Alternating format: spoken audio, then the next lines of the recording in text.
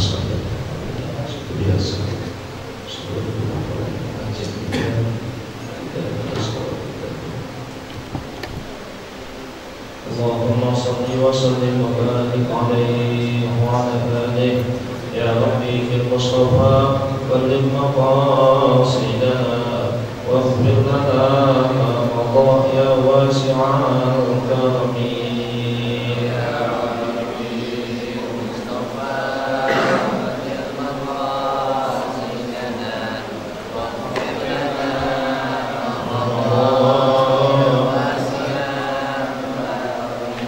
محمد سيد القولين والثقلين والفريقين من قلب ومن عجم يا ربي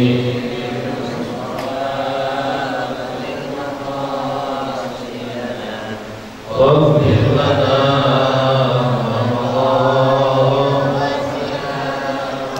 نبينا الأمير الناهي فلا أحد أبر في قولنا منه ولا نعمي يا ربي بالمصطفى بلغ مقاصدنا واغفر لنا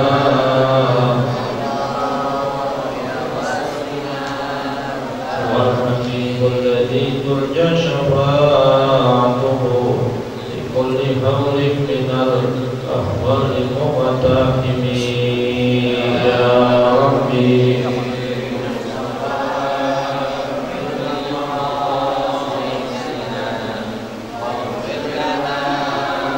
ما مضى يا واسع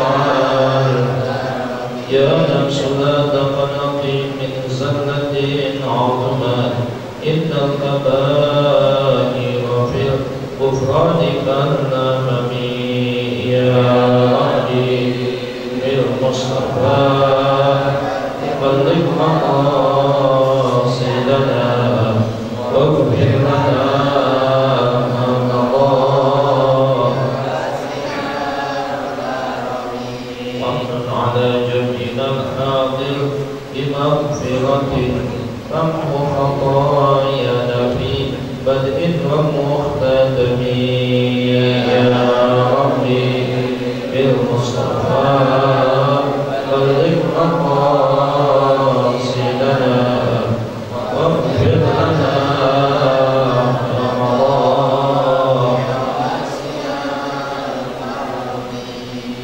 اللهم صل وسلم وبارك عليه وعلى آله. Assalamualaikum warahmatullahi wabarakatuh. Al-Fatihah ila hadrati habibina wa syafi'ina maulana Muhammadin sallallahu alaihi wasallam wa ala alihi wa azwajihi wa auladihi wa dhurriyyatihi wa al-baiti wa ashabihi kiram wa li jami'il muslimina ajma'in, khususan ila mu'allim kitab wa al-hadis an-nabawiyyah as-sayyid Ahmad al-Hashimi al-Misri wa ila ustadina Haji Muhammad bin Haji Uthman wa usulihima wa uruhima anna Allah yaghfiru lahum wa yarhamhum wa yatabashshahum bil maghfirah wa yaskunuhum al-jannah syai'un lillahi lahum al-Fatihah.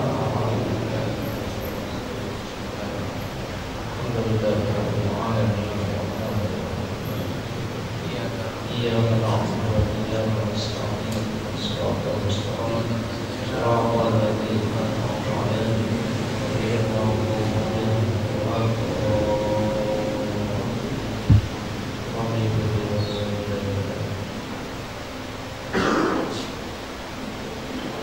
Bismillahirrahmanirrahim. Alhamdulillahi rabbil alamin. Wassalatu wassalamu ala sayyidina Muhammadin wa ala alihi wa sahbihi ajma'in.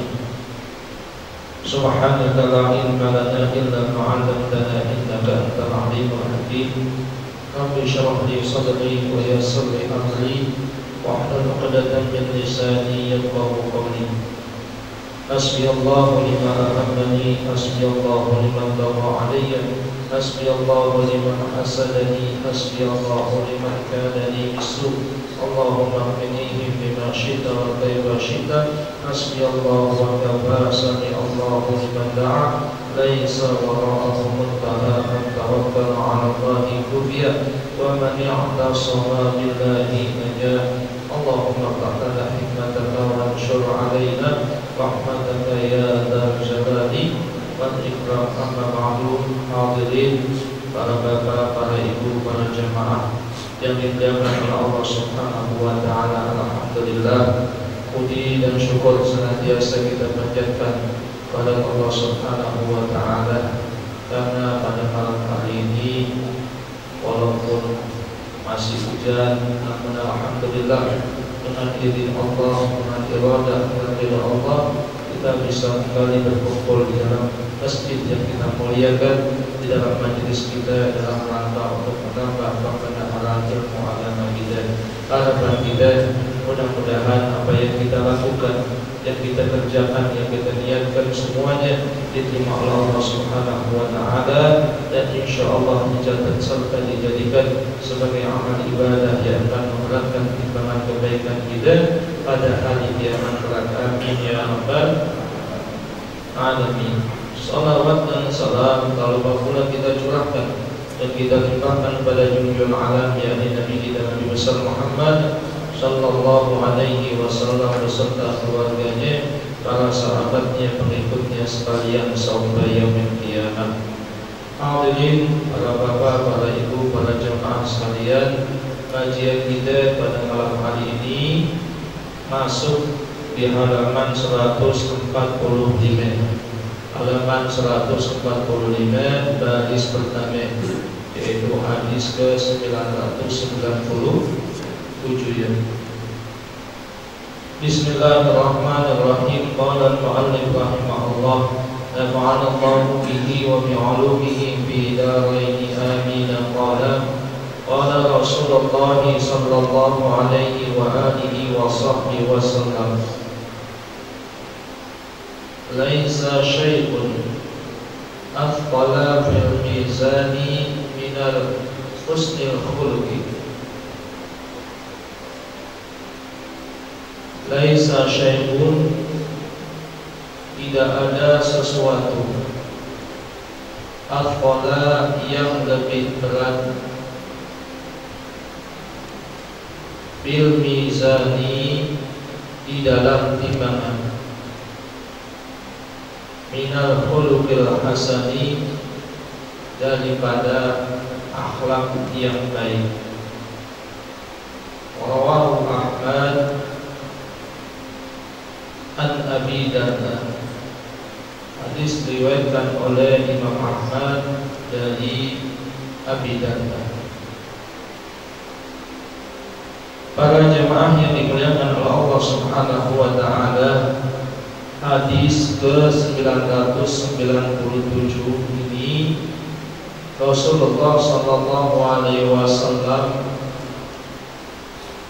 menjelaskan kepada kita tentang pentingnya kita berakhlak yang bagus, akhlak yang bagus, husnul khuluq ya, atau khuluqul hasan, akhlak yang bagus, akhlak yang mulia. Kata Rasulullah sallallahu alaihi wasallam, tidak ada sesuatu pun yang lebih berat di dalam timbangan amal ya, daripada akhlak yang baik. Sudah kita yakini sama-sama bahwa nanti salah satu proses daripada hari kiamat, sebelum manusia ditempatkan yang baik ke dalam surga dan manusia yang jahat ke dalam neraka, itu ada yang namanya mizan. Mizan itu adalah timbangan. Jadi nanti amal-amal kita tuh semuanya ditimbang oleh Allah Subhanahu wa ta'ala. Dari mulai kapan? Dari mulai kita balik. Dari mulai kita balik. Tuh, dari mulai kita balik itu mulai dicatat amal kita. Dari mulai kita balik sampai kapan? Sampai kita meninggal. Tuh. Ya, kita mati, habis tuh. Nah, dari mulai amal kita balik sampai kita meninggal, nah itu nanti amal kita akan ditimbang oleh Allah Subhanahu wa ta'ala. Mana dari sekian puluh tahun yang kita lalui itu yang lebih banyak? Apakah amal kebaikannya ataukah amal kejahatan?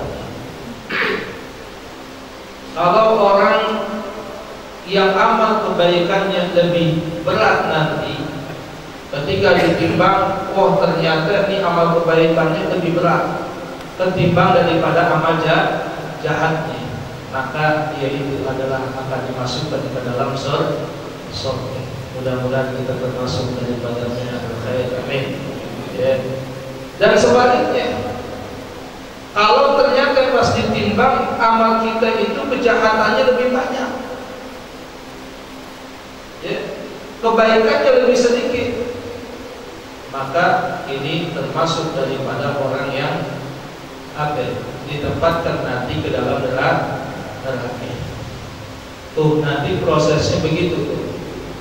Makanya hari kiamat diantara namanya adalah Yaumul Mizan, hari timbangan. Ya, timbangan yang mana, amal yang mana, aja. Walaupun untuk amal gede, bahkan amal yang paling kecil itu akan ditimbang sama Allah.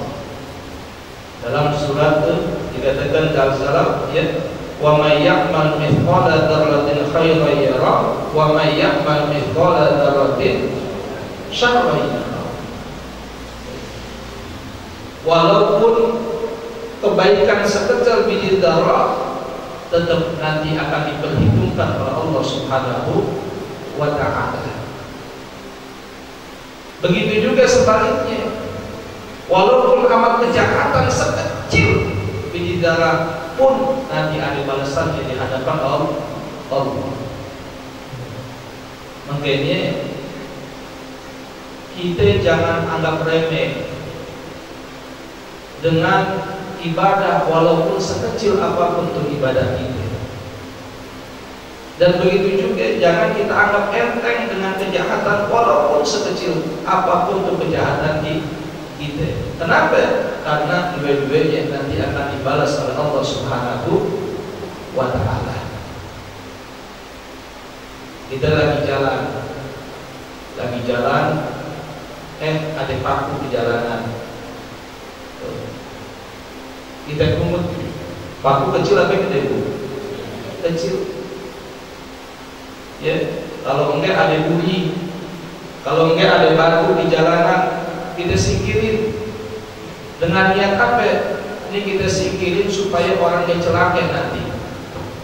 Ini kita singkirin paku supaya orang enggak keinjek nanti. Itu dibalas oleh Allah Subhanahu wa ta'ala. Walaupun kita anggap sepele,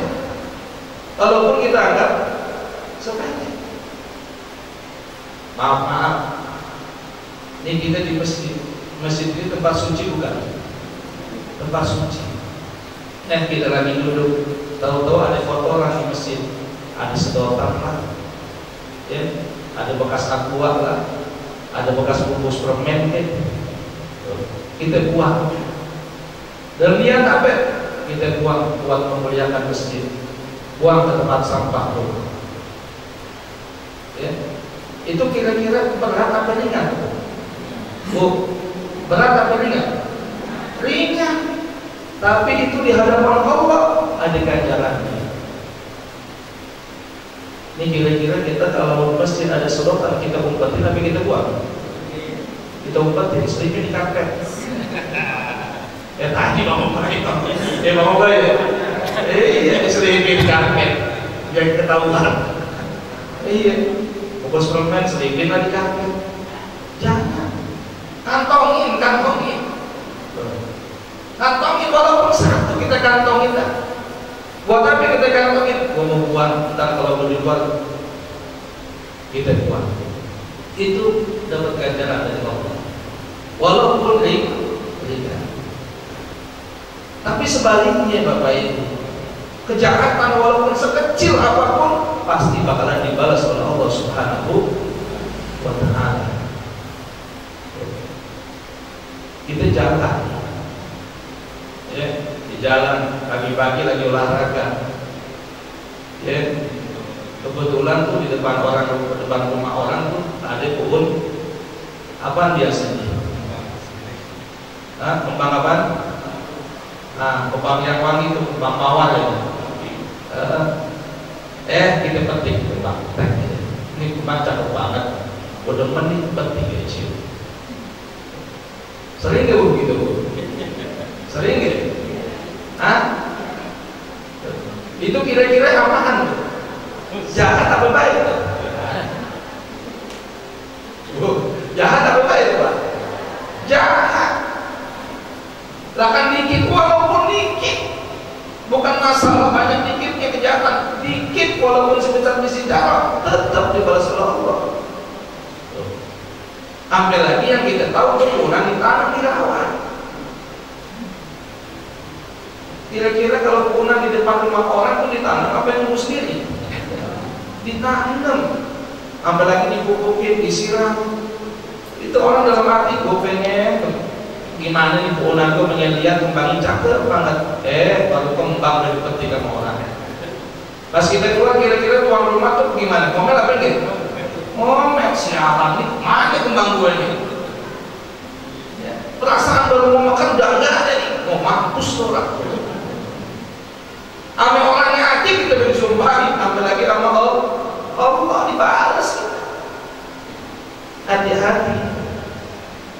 Ini yang kadang-kadang ya maaf tangan kita iseng kalau lagi jalan. Iseng.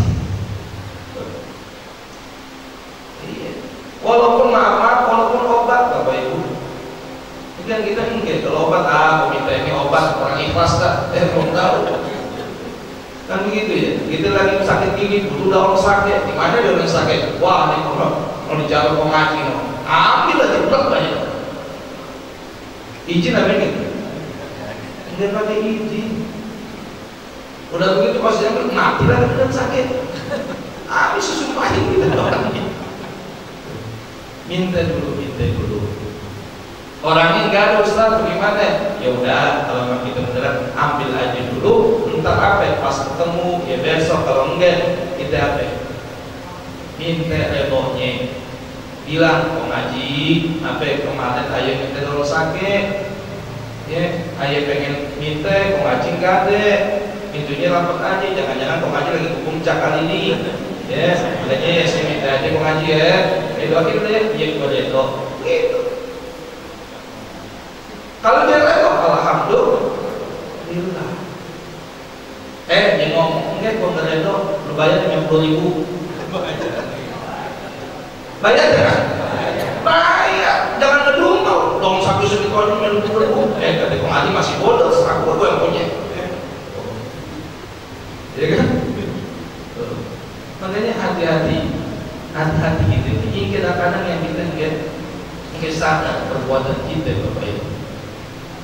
Perbuatan kita walaupun sebesar biji darah itu akan ditimbang oleh Allah Subhanahu wa Ta'ala. Nah di hadis ini Rasulullah kasih tahu kira-kira nanti dari sekian banyak amal itu mana yang paling berat timbangan kita. Dikatakan kata Rasulullah, "Laisa syai'un athqala minal fil mizan minal khuluqil hasan." Tidak ada satupun amal yang lebih berat nanti pada timbangan kebaikan minal khuluqil hasani daripada akhlak yang mulia. Ternyata nanti ya, yang memberatkan timbangan kebaikan seseorang itu adalah paling banyak akhlak yang mulia, akhlak yang baik, tingkah laku yang cakep, tata krama yang bagus, tuh nanti yang paling memberatkan timbangan itu. Makanya Rasulullah Shallallahu Alaihi Wasallam mengatakan, innama bu'ithu liutammima makarimal akhlak. Ini kata Rasulullah, sesungguhnya aku diutus sama Allah, bu'ithu liutammima makarimal akhlak. Yang pertama kali adalah untuk menyempurnakan akhlak manusia. Bukan suruh sholat, bukan. Belum disuruh sholat, bukan disuruh puasa, bukan disuruh zakat, bukan disuruh yang lain-lain. Pertama kali tapi Rasulullah ngebenerin akhlaknya dulu, ngebenerin akhlak, ngebenerin tata krama tingkah laku kita, akhlak dalam berbicara, akhlak dalam bermasyarakat, akhlak dalam bertetangga, seluruh aktivitas kita itu dibenerin dulu sama Rasulullah. Kenapa? Karena ini yang kata Rasulullah, nanti paling berat timbangan orang itu adalah tentang urusan akhlak manusia, akhlak yang bagus. Loh, kok kenapa akhlak duluan? Bukannya sholat dulu, bukannya puasa dulu, bukannya jihad dulu, bukannya sedekah dulu. Kenapa harus akhlak dulu? Dan bahkan ini akhlak yang paling berat nanti timbangannya di mizan. Karena maaf Bapak Ibu, karena dengan akhlak yang baik akan menimbulkan yang namanya amal yang baik. Tuh. Akhlak yang bagus akan memunculkan yang namanya perbuatan yang bagus. Kok bisa begitu? Iya. Maaf Bapak Ibu, ya. Kalau orang maling, akhlaknya bagus apa jelek? Maling akhlaknya bagus apa jelek? Jelek. Kira-kira kalau maling yang dipikirin apaan? Hah? Pengen nyolong. Walaupun dia datang ke masjid, yang namanya maling, ujung-ujungnya sendal aja hilang. Ya kan begitu ya? Maling datang ke masjid, ujung-ujungnya kotak amal besok ada didobrak. Kenapa? Karena akhlaknya udah jelek. Akhlaknya jelek, maka perbuatannya akan ikut jelek. Makanya akhlak dulu dibenerin, tingkah laku dulu dibenerin. Insya Allah perbuatan akan ngikutin.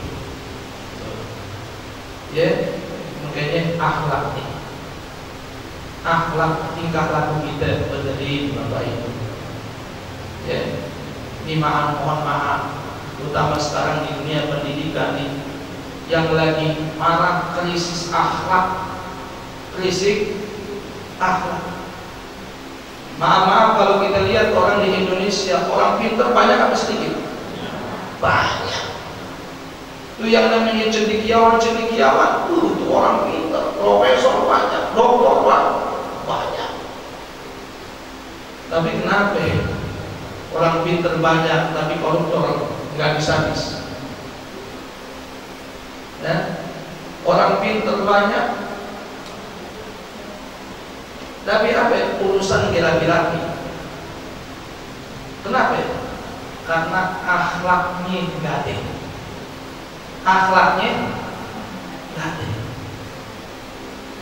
Makanya Masya Allah Bapak Ibu, kalau kita ingat orang-orang dulu, nyekolahin anak buat apaan?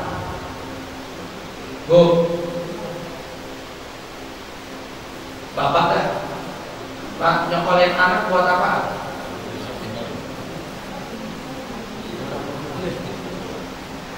Pengen anak pinter apa pengen anak bener? Hah? Bingung kan? Pinter apa bener ya? Mau bilang bener, gua kalau mesen sama anak gue biar pinter ya begitu.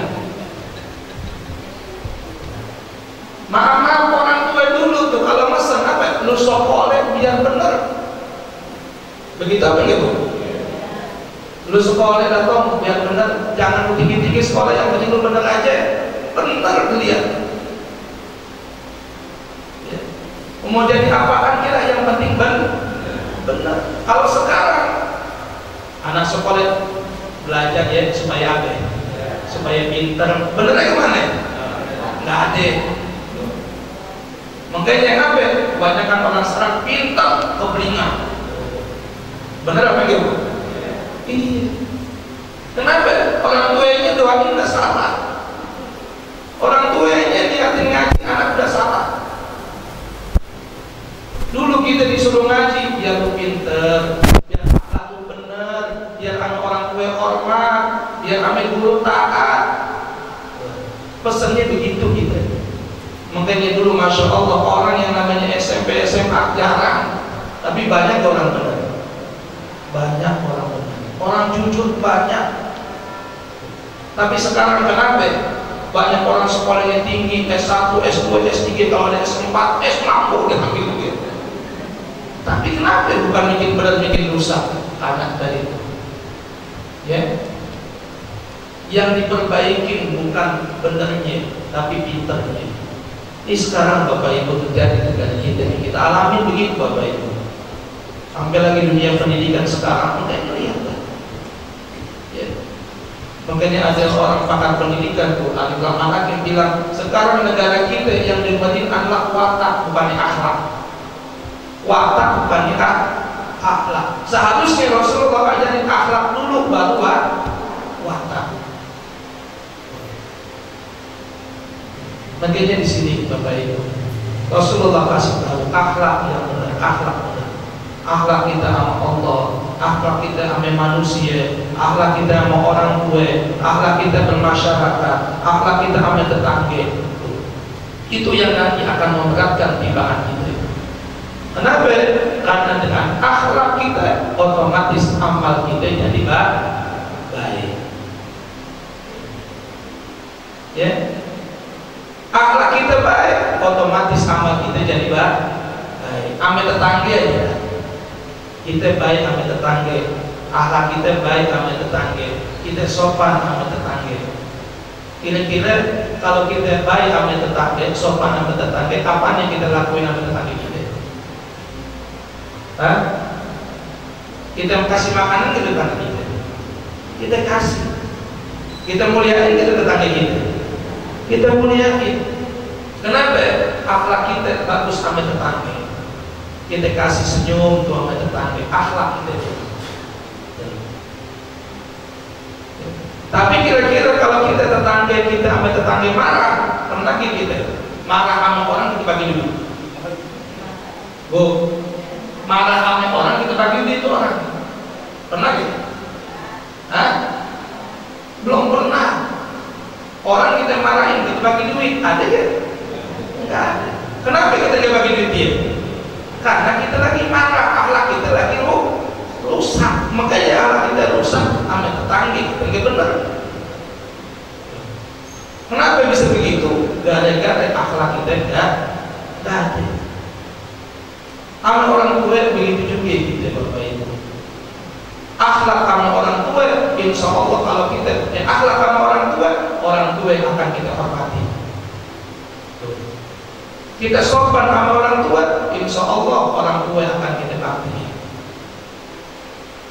Tapi kalau kita udah kayak sopan sama orang tua, lihat aja tuh orang tua bakal kita injak-injak. Kenapa? Karena akhlak kita nggak ada sama orang tua. Akhlak kita nggak ada sama orang tua. Akhirnya apa? Amal kita sama orang tua, amal jelek yang muncul. Disebabkan apa? Disebabkan karena kita berakhlak dengan akhlak yang jelek. Tapi kalau kita berbakti sama orang tua, akhlak kita bagus sama orang tua, insya Allah orang tua akan kita hormati. Awalnya apa? akhlak. Tuh, awalnya akhlak, budi pekerti, sopan santun, gitu Bapak Ibu. Bahkan akhlak ini adalah amal cerminan daripada akhlak gitu. Amal cerminan daripada akhlak gitu. Perbuatan cerminan daripada akhlak gitu. Maaf, ya, kita di masyarakat kadang-kadang kan udah bilang orang kalau bertato pasti apa? Benar apa jatuh kan? Hah? Kalau orang ada tatonya itu orang benar apa orang jahat? Orang jahat. Kenapa? Karena akhlaknya aja udah enggak ada. Akhlak kami siapa? Akhlak kami padat. Ada ustaz orang bertato pakai saya itu tatonya udah obat orang. Itu namanya orang udah tahu. Jadi akhlak yang kita lihat Bapak Ibu. Ya. Karena akhlak itu akan mencerminkan kepada amal seseorang. Orang kalau udah akhlaknya hancur, maaf, ada perempuan nih, ada perempuan rambutnya masya Allah kayak rambut padi, tahu rambut padi? Rambut jagung tuh, udah di apa itu kuning gitu. Rambut padi gitu ya, apa itu jagung itu udah dikuning-kuningin rambutnya, kukunya udah dicat-catin, ya, habisan mau dicat tengkok kebanyakan cuma cat kuku aja, cat kukunya dicat-catin, panjang banget kuku. Loh, kalau pakai baju ketek kelihatan. Kemudian celananya masya Allah, ya, udah pakaian apa? Sepaket. Saya mau nanya itu akhlak bagus sampai jelek Bapak Ibu? Oh, akhlak bagus sampai jelek. Akhlak ini jelek. Kenapa? Bertentangan dengan agama. Kira-kira kalau ada perempuan yang begitu, amalnya bagaimana di rumah tangga? Bagus sampai jelek? Bagus sampai jelek? Jelek. Jangan kita orang tuanya takut sama anak. Kan begitu ya? Jangan kita orang yang melihat tuh orang serem banget kayaknya. Emaknya aja takut sama anaknya itu kalau anak begitu. Kenapa? Akhlaknya udah jelek. Ya, makanya ya kita perbaiki akhlak kita. Ya, kenapa? Karena kalau akhlak kita baik, insya Allah amal perbuatan kita jadi baik. Kalau amal perbuatan kita baik, insya Allah nanti akan apa yang mendapatkan timbangan kebaikan di kita insya Allah.